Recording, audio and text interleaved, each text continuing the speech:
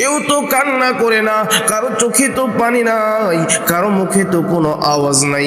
আল্লাহ নবী ডাক দিয়ে কয়, ও সাহাবারা, আমার কানের মধ্যে আমি কান্নার আওয়াজ পাচ্ছি, সাধারণ কোনো কান্নার আওয়াজ না, এমন কান্নার আওয়াজ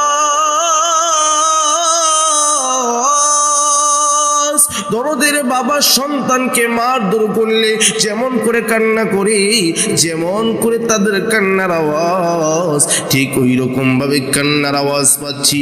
যেমন ভাবে ফুফাইয়া ফুফাইয়া কান্দে, ঠিক ওই রকম ভাবে কান্নার আওয়াজ পাচ্ছি। এর বন্ধু বুখারীর বর্ণনা, আল্লাহর নবী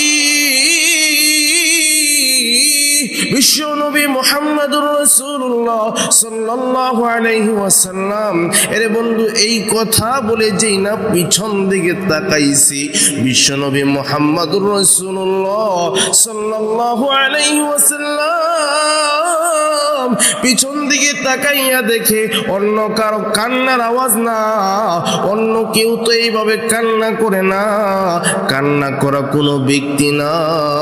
তাকাইয়া দেখি গত সপ্তাহে যে খেজুর গাছের মধ্যে হেলান দিয়ে বিশ্ব নবী মুহাম্মদুর রাসূলুল্লাহ সাল্লাল্লাহু আলাইহি ওয়াসাল্লাম দাঁড়াইয়া দাঁড়াইয়া পিঠে হেলান দিয়ে খেজুর গাছের মধ্যে খুতবা দিছে, ওই খেজুর গাছ থেকে কান্নার আওয়াজ পাচ্ছি। বিশ্ব নবী মুহাম্মদুর রাসূলুল্লাহ সাল্লাল্লাহু আলাইহি ওয়াসাল্লাম এর বন্ধু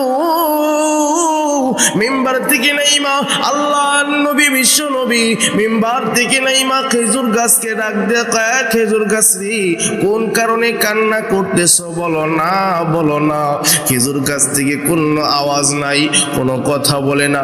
যেই না আমার নবী জিজ্ঞাসা করে, খেজুর গাছ কোন কারণে কান্না করো বলো না, খেজুর গাছ কোনো আওয়াজ করে না। এর বন্ধু সন্তানকে মারধর করলে জিগাইলে যেই রকম ভাবে মনের ব্যথায় মনের কষ্টে কান্নার আওয়াজ বৃদ্ধি পেয়ে যায়, এর বন্ধু খেজুর গাছ ঠিক ওই রকম ভাবে কান্নার আওয়াজ আরো বৃদ্ধি পেয়ে গেল। বিশ্ব নবী মুহাম্মদুর রাসূলুল্লাহ সাল্লাল্লাহু আলাইহি ওয়াসাল্লাম আল্লাহর নবী খেজুর গাছকে বারবার জিগায়, কেন কান্না করো বলো না, খেজুর গাছ কোনো কান্নার কথা বলে না। এর বন্ধু সন্তানকে বুকের মধ্যে জড়াইলে যেমন কান্না থেমে যায়, আল্লাহর নবী বিশ্ব নবী